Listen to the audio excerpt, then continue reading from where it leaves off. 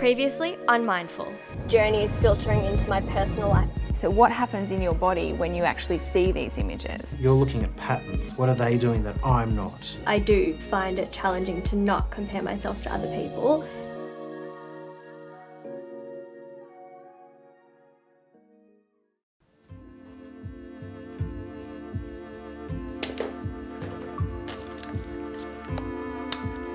Well,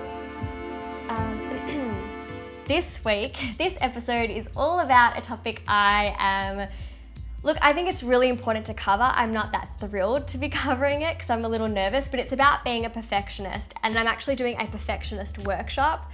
So I really hope that I'm not delving into pulling out all of my skeletons, because I don't really think I have the energy for that. But we'll see. I'm sure that it's all going to be really worthwhile. Also, one thing I'm really looking forward to with this episode is I actually get to go back home to Melbourne and I get to see my mum, dad and sister, something that I haven't showed on my channel before. Yeah, stay tuned guys. Mwah. Bye. To be honest, I feel like I'm at a bit of a cusp of a really significant change with my work.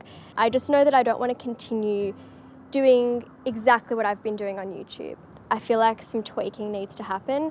I think it's really important, just before I do hop on a plane and go see my family and friends, that I do touch base with Bridie again to see what she has to say.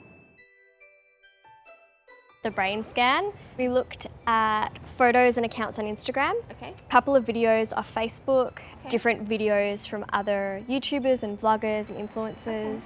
And then as far as the negative content, it was quite interesting because we looked at some photos that reminded me of my past relationship. So what was something that really stood out for you from doing that? Even when I'm looking at content that I find inspiring, there's a little part of me, actually I should rephrase that, there's a larger part of me that says, well, why am I not there yet? Or why is that opportunity not coming to me? So there's clearly a part of me that says, you've got to do better, you've got to be more, or why can't you be like that, or why don't you have that yet?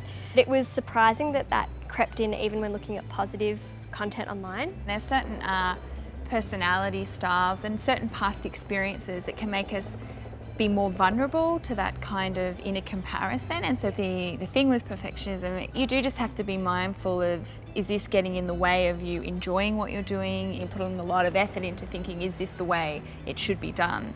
And so, that's exhausting. Yeah, definitely. I can relate to that. It's interesting thinking about, my history with being a perfectionist. It's definitely something that I've struggled with all of my life. And I guess the main thing is just that I figure out when it's stopping me from doing amazing work and when it's actually helping me. I've decided to look into, I guess, what kind of help is out there.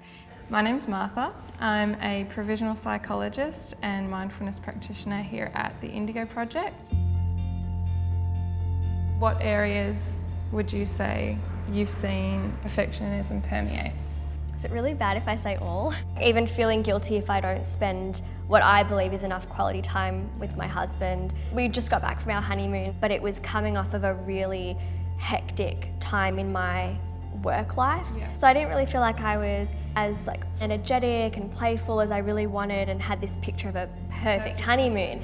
But a lot of what you've just shared, is really cornerstone to perfectionist traits. Is it all good if I grab the whiteboard? Yeah, please do.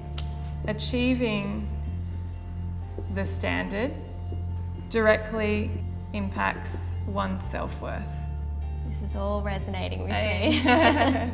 If that's the only marker that we're using to define our self-worth, perfectionism can lead to self-defeating behaviours that actually reduces one's self-esteem. It's always good to kind of bounce your standards with other like-minded people or other people that are more objective or impartial so that you can get that reality check. Let your head hang heavy and turn your attention into the left side of the neck. I'm just going to invite you to interlace your fingers. It's definitely easy to grow up in a bit of a bubble when you think about, your high school younger self and your peers. That's your world. And so that's all you have to compare yourself to. Nowadays with social media, it's just another platform that we can use to compare ourselves to others. It's been really helpful to reflect on my own perfectionist traits, and I am quite curious just to see whether my parents did pick up on it from when I was much younger, and just get them to shed some light on the situation as well.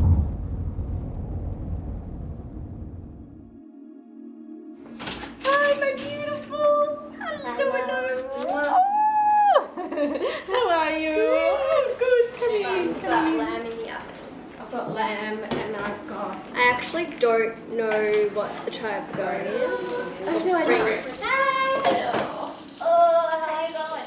I don't know if it was before I broke up or after I broke up from my last relationship.